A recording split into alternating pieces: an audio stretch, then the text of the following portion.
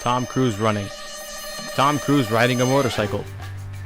The Mission Impossible franchise takes on a new threat again this year with the Mission Impossible movie, Dead Reckoning Part 1. Part 1?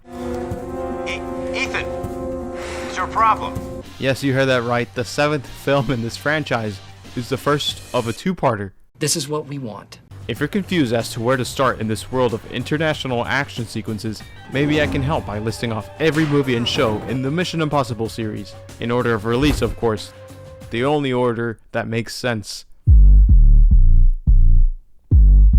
It all started with the iconic 1996... Wait, it actually started with the original 1966 show of the same name that has barely any semblance to the movies, that borrowed only a handful of elements to use, like the theme song, the self-destructing mission briefings, This tape will self-destruct in 5 seconds, and the spy thriller genre. But the fun really starts with the 1996 film Mission Impossible.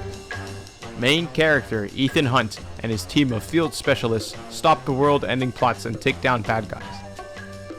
Mission Impossible 1 set the precedent and tone for the rest of the movies. Director Brian De Palma carefully crafted a moody yet exhilarating film that became an instant classic.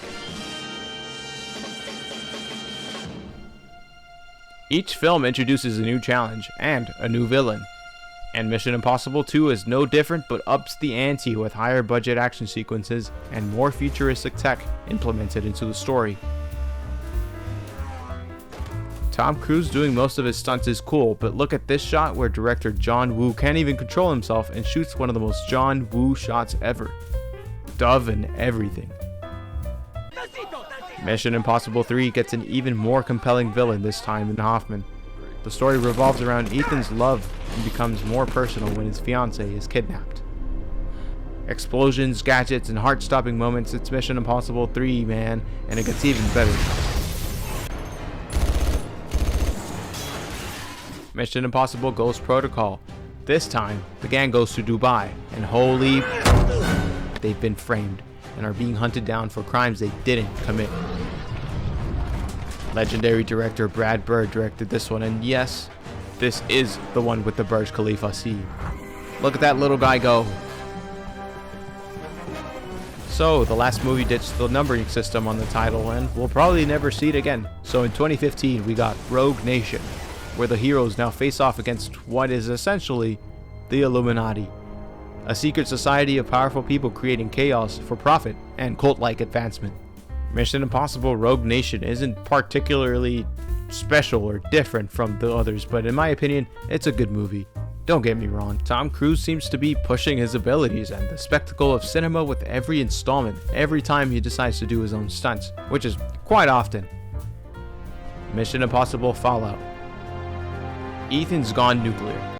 Okay, no, he hasn't, but he has to stop a nuclear bomb from exploding as a part of making the world suffer so humanity can come together and so forth. You know, bad guy motivations. Reddit favorite Henry Cavill actually became one of my favorites after this movie. And watch this move. Watch it again. Oh yeah. In Mission Impossible Dead Reckoning Part 1, the villain is a self-learning, truth-eating digital parasite.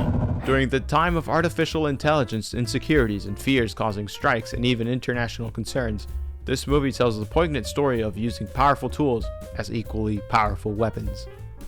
This is one of the most expensive films ever made, yet it got kicked out of the IMAX theaters in favor of Oppenheimer showings.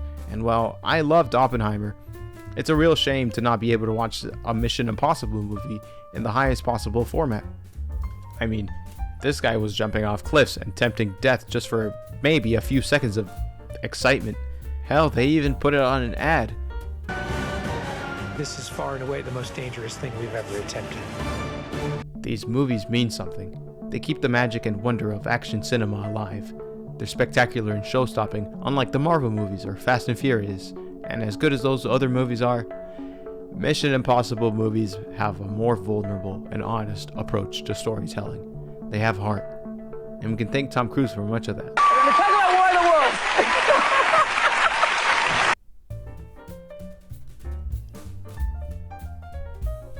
Thank you guys for watching and for bearing with me. The channel has been growing just a little bit, slowly, but it's coming along, and soon I'll be launching a Patreon.